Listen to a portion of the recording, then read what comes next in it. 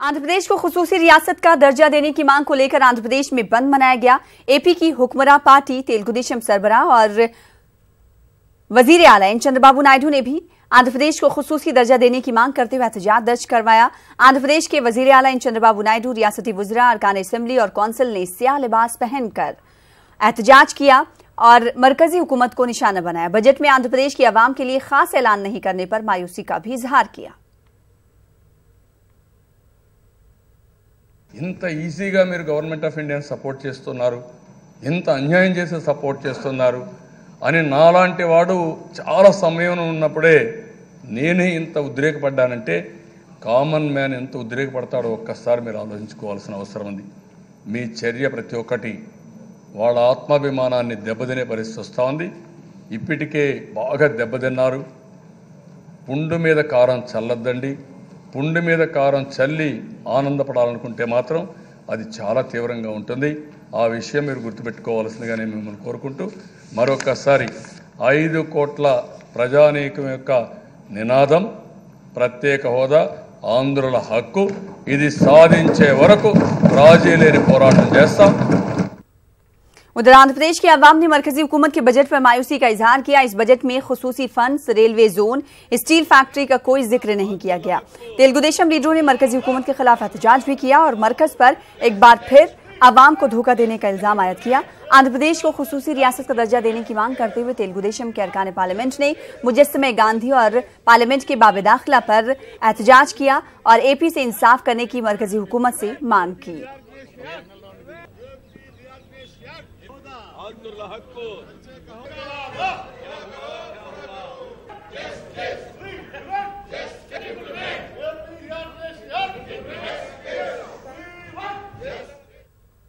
तो आंध्र प्रदेश को खुसूसी रियासत का दर्जा देने और तकसीम रियासत के कानून पर अमलावरी का मुतालबा करते हुए आज आंध्र प्रदेश में बंद मनाया गया। बंद को तमाम सियासी पार्टियों ने भी अपनी तायद का ऐलान किया। बंद के पेश नजर तिजारती और तालीमी इदारे बंद देखे गए।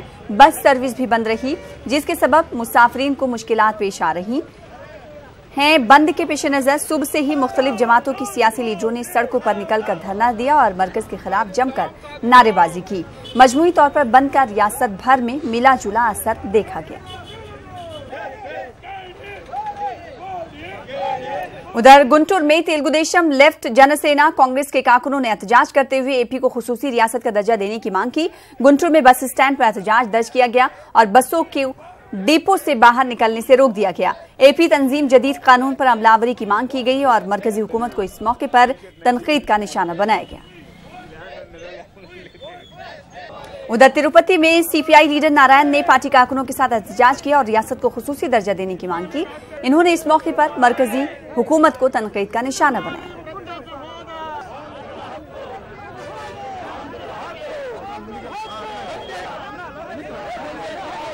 ప్రత్యేక హోదా కావాలని చెప్పేసి రాష్ట్రంలో పలుమార్లు బంద్లు జరుగుతూ ఉన్నాయి। ఈరోజు కూడా ఒక బంద్ జరుగుతూ ఉంది। ఒక న్యాయసమ్మతమైనటువంటి అంశం ఇది। ఇదే కమ్యూనిస్టులు కోరిందో ఇంకోళ్ళు కోరిందో కాదు, సాక్షాత్తు కేంద్ర ప్రభుత్వమే విభజన చట్టంలో ప్రత్యేక హోదా కోసం, వెనుకబడిన ప్రాంతాలకి ప్రత్యేక ప్యాకేజీ కోసం ఆమోదించిన చట్టం। ప్రభుత్వం ఆమోదించిన చట్టాన్ని ప్రభుత్వం అమలు చేయకుండా పోతే ఈ ప్రభుత్వం ఇంకేం చేస్తుంది? మీ చట్టాలనే మీరు అమలు చేయకుండా పోతే మీరు గాడిదలు కాస్తున్నారా? ప్రజానీకం కోస్తున్నారా లేదా చెప్పండి, లేదంటే వైఫల్యం చేస్తుంటే క్షమాపణ చెప్పండి। ప్రధానమంత్రి మోడీ, వెంకయ్య నాయుడు ఇద్దరు కూడా తెలుగు ప్రజానీకానికి బేషరతుగా క్షమాపణ చెప్పాలి। లేకుండా పోతే రేపు రాబోయే ఎన్నికల్లో ఒక్క చోట కూడా మీకు డిపాజిట్ కాదు కదా, లెక్క పెట్టుకున్న ఓటు కూడా మీకు రాకుండా పోతుంది। वहीं एपी बंद की आरटीसी मुलाजमीन ने भी तायद की। विजयवाड़ा में आरटीसी मुलाजमीन ने एहतजाज किया और एपी को खुसूसी रियासत का दर्जा देने की मांग की। एपी अवाम से नाइंसाफी का मरकजी हुकूमत पर इस मौके पर इल्जाम लगाया गया। ముఖ్యంగా కేంద్ర ప్రభుత్వం చేస్తున్న అన్యాయాలు, అదేవిధంగా ఏపీఎస్ఆర్టీ ఆంధ్రప్రదేశ్ రాష్ట్ర అభివృద్ధిని అడ్డుకుంటున్న నిర్ణయాల పట్ల రాష్ట్ర ప్రజలు మొత్తం యావత్తం ఏకమై ఈరోజు నిరసన గళం వినిపించేదానికి రాష్ట్రం మొత్తం సిద్ధంగా ఉన్నారు. వారితో పాటు ఏపీఎస్ఆర్టీసీ కార్మికులుగా మేము కూడా ముందు బాటలో నడుస్తున్నాం. ముఖ్యంగా విభజన హామీలను అమలు పరచకుండా ఆంధ్రప్రదేశ్ రాష్ట్ర ప్రభుత్వానికి అనేక రకాలుగా అడ్డుకుంటున్న కేంద్ర ప్రభుత్వం మొండి వైఖరి నిరసనగా ఈరోజు నిరసన.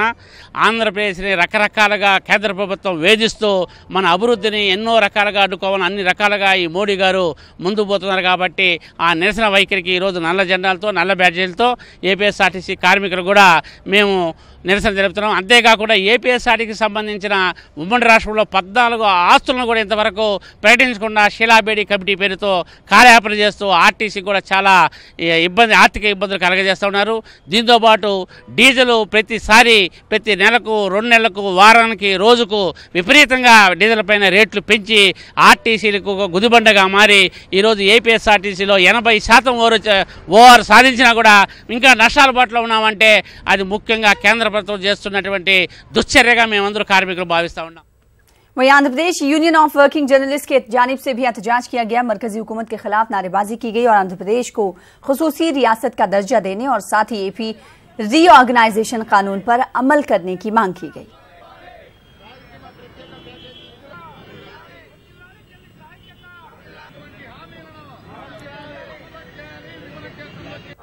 आज पूरा स्टेट में स्पेशल स्टेटस के लिए, आंध्र प्रदेश स्पेशल स्टेटस के लिए लड़ाई चल रही है।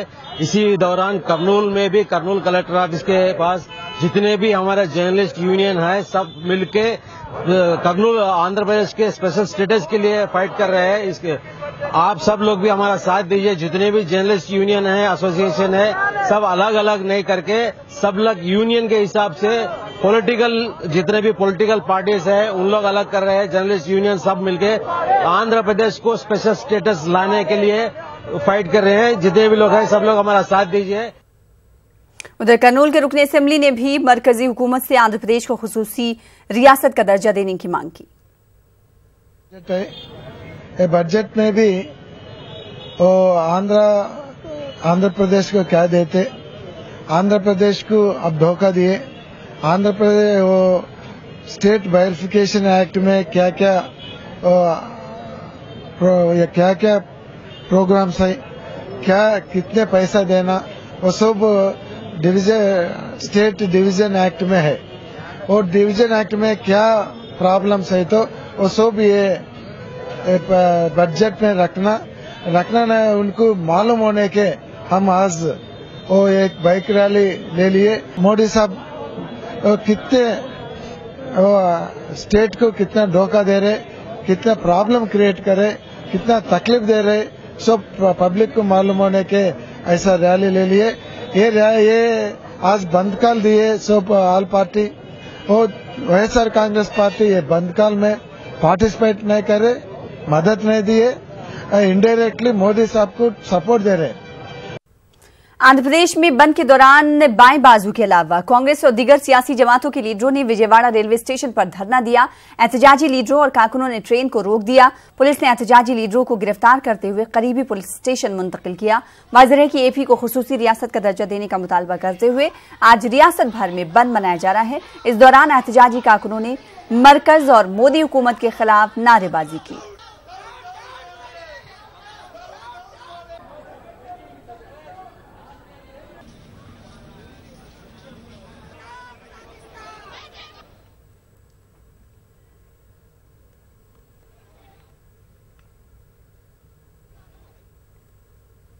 आगे बढ़ेंगे। कृष्णा जिले के कैसर मंडल में कोस्टल बैंक के डायरेक्टर मुर्दा हालत में पाए गए सनतकार जयराम गुज़िश्ता 2 दिनों से लापता थे। वो हिमारन फार्मा कंपनी के एमडी भी थे। जयराम के सर पर गहरे जख्म पाए गए हैं। पुलिस ने शुबा जाहिर करते हुए कहा है कि किसी ने जयराम का कत्ल करके उन्हें यहां कार में लाकर छोड़ दिया।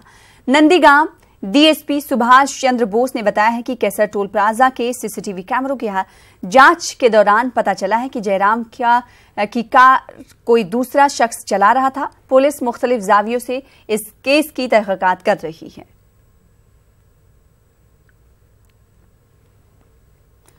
कर्नूल से ताल्लुक रखने वाली डेफ टेनिस खिलाड़ी शेख जाफरीन ने फिर एक बार नेशनल डेफ चैंपियनशिप मुकाबले में कामयाबी हासिल करके अपना नाम चैंपियनशिप में बरकरार रखा है। इनकी कामयाबी पर जिला कलेक्टर के अलावा दीगर सियासतदानों ने इन्हें मुबारकबाद पेश की। इस मौके पर डेफ टेनिस खिलाड़ी के वालिद शेख जाकिर ने बताया कि पिछले कई सालों से जाफरीन टेनिस मुकाबलों में हिस्सा लेकर कामयाबी हासिल कर रही हैं। गुज़िश्ता साल जाफरीन ने ओलंपिक डेफ में ब्रॉन्ज मेडल हासिल करके मुल्क का नाम रोशन किया था और जुलाई में होने वाले आलमी डेफ मुकाबलों में हिंदुस्तान की नुमाइंदगी करेंगी। शेख जाफरीन पिछले 14 साल से टेनिस खेल रही है। बहुत से टूर्नामेंट्स में भाग लेके बहुत से मेडल्स हासिल करे हैं। गए साल में 2017 में डेफ ओलंपिक्स जो चला था उसमें ब्रॉन्ज मेडलिस्ट है। लास्ट वीक चेन्नई में 23rd नेशनल टेनिस चैंपियनशिप हुआ था। उसमें भाग लेके जाफरीन वुमेन्स सिंगल्स में गोल्ड मेडल और मिक्स्ड डबल्स में गोल्ड मेडल ले चुकी है। और ये जो नेशनल्स 7 बार इसमें भाग ली है। सो कंटिन्यूसली 7 साल से जाफरीन गोल्ड मेडल लेती आ रही है। तो ये बहुत बड़ा अचीवमेंट है। ये 7 टाइम्स कंटिन्यूस लेना बहुत बड़ी बात है और जाफरीन बहुत मेहनत कर रही है। उधर social democratic party of India की जानिब से कर्नूल में एहतजाज मुनज़्ज़म किया गया। इस मौके पर एसडीपीआई लीडर अब्दुल वारिस ने बताया कि महात्मा गांधी की बरसी के मौके पर उनकी तौहीन करना मुल्क की तौहीन करने के बराबर है। इन्होंने हुकूमत से हिंदू महासभा तंजीम पर पाबंदी लगाने की मांग की। मुख्तलिफ तहजीब रखते हुए ये मुल्क हमारा एकतापन का जो मिसाल पेश किया है, उसको ये दहशतगर्द लोग इसको तोड़ने की और मुल्क को अलग करने की बहुत कोशिश कर रहे हैं। लेकिन एसडीपी इसके लिए तैयार है। मुकाबले के लिए हम कहीं भी हो इसकी मजम्मत करते रहेंगे और आने वाले दिनों में हम इस चीज को और बढ़ाते हुए लोगों में ये अवेयरनेस लाएंगे कि मुल्क की अमन एकता में अमन है, मुल्क की अमन में हमारी शांति है और एकता में हमारे लिए बहुत कुछ है।